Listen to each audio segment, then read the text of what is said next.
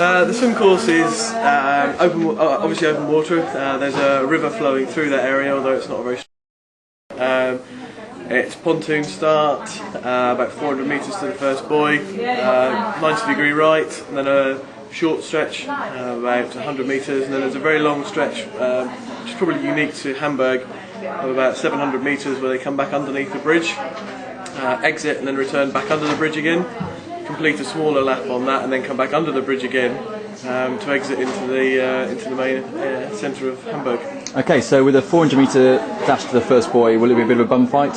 400 metres is starting to become pretty standard distance now. A couple of years ago, a lot of the World Cups and other races were having sort of shorter 250, 300 metre first stints, and then it was much more of a bum fight. Now with the ITU's sort of policy on making longer first buoys, then it's not so much of a bum fight. Favours the stronger swimmers a little bit more, as they can sort of keep it lined out a bit longer.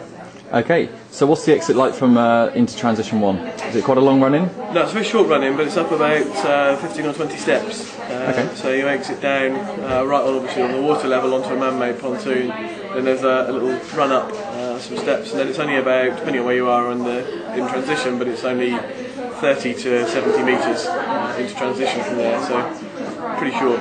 Okay, and what about the bike course? How many laps is it, and what's it looking like? Technical? 8 laps of bike course, yeah, it's pretty technical. It's a course of 2 halves, you might say. The first half is pretty wide, open roads although it's a couple of corners, none of them are very problematic. They're sort of 3-lane dual carriageway, if you can have a 3-lane dual carriageway, with obviously no real cornering on them. The first sort of K&a-half slightly dragging uphill, then they probably hit the fastest point of the course after that, where they'll sort of hit about 55, 60k an hour on the descent.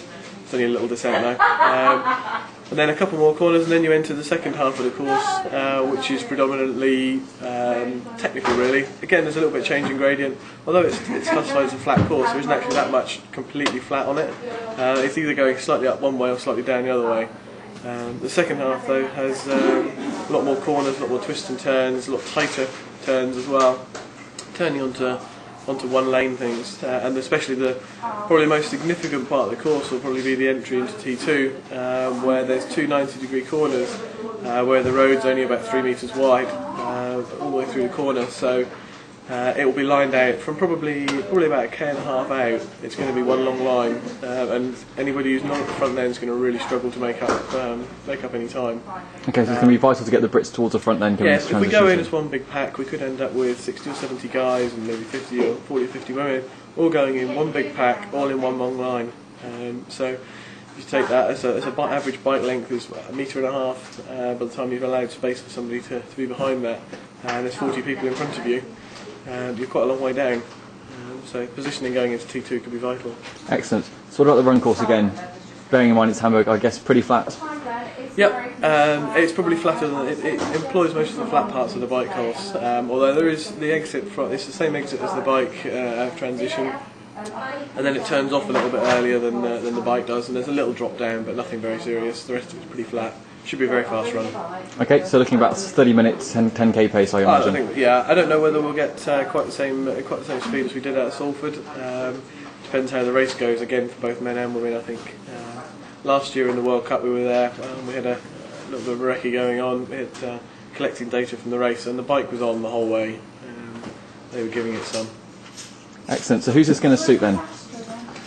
Who's it going to suit? It's going to suit probably both races. It's going to suit in the men's race. It will suit the faster runners. So the obvious names are up there: Gomez, Belobre, Tim, and chance of getting a breakaway, possible, but not as likely as it is in some other races. I don't feel. Okay. In the women's race really depends on a lot on who turns up and how they decide to race. Sarah McClarty is generally considered to be the key of the whole race. If she has the really strong swim and she really puts the power down, she can split the women's field. And there are a number of swimmers who are good enough to go with her. And if they can go and get a gap, then we could be looking at a race 1 from that group, favouring somebody possibly like Luxford or Laura Bennett, who can get into that group. Emma Snowsill and Fernandez are both good swimmers, but they're susceptible to being caught out when McClarty has the hammer down. If it comes down to a running race, then obviously the 2 or 3 favourite names, and there's a couple of other people who might challenge them are injured at the moment, we think, so we're not expecting to see them. What about the likes of Michelle and Andrea? I mean, both of them aren't particularly strong swimmers, especially Michelle, but if they do get into that front pack, they're always going to be a threat, aren't they?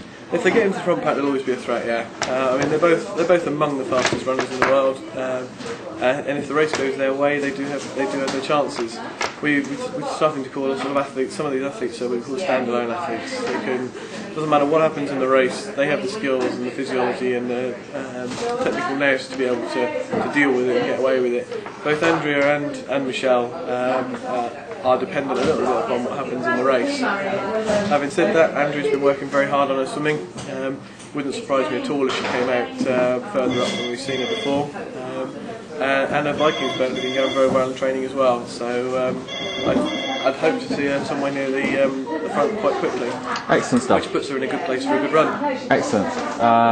Heading on from Hamburg, it's a Beijing World Cup 2 weeks after, which is the Olympic test event and a potential selection race for the Great Britain for the Olympic team. How are things looking for Beijing for 2008? You've just been out in looking at the course again. How's it been going? Well, since this will be the 3rd year we've been to Beijing to look at the World Cup, and it's now the 3rd variation of the course that we've had. Although this year it's a very small variation. Last year the bike course was 2k long, and they're very set to get all the distances right on, unlike quite a lot of other events. And so they've built a new road for us that just chops essentially 2k off the overall course length. It's not quite sure yet how it will affect the race. It'll probably make it a little bit tougher because it cuts out a little bit of flat, and therefore with the undulating nature of the bike course, it means that the hills come around a bit quicker. Okay. So, otherwise it looks pretty much the same as last year. And conditions going to be quite stifling again, I imagine, hot and humid? Thought so, yeah. I was there, so we were there, came back a couple of days ago, and it was pretty hot there. But the climate in Beijing drops away very quickly over the next 4 weeks. It's always a very hot summer up until the end of August, sorry. And then in September it's a very quick decline. So when we race there in the World Cup, it could be very different conditions to when we race in the Olympics next year. Excellent. Well, Mark, thanks for your insights, and I'm sure we'll catch up with you again in Hamburg. All right, thank you. Thank you.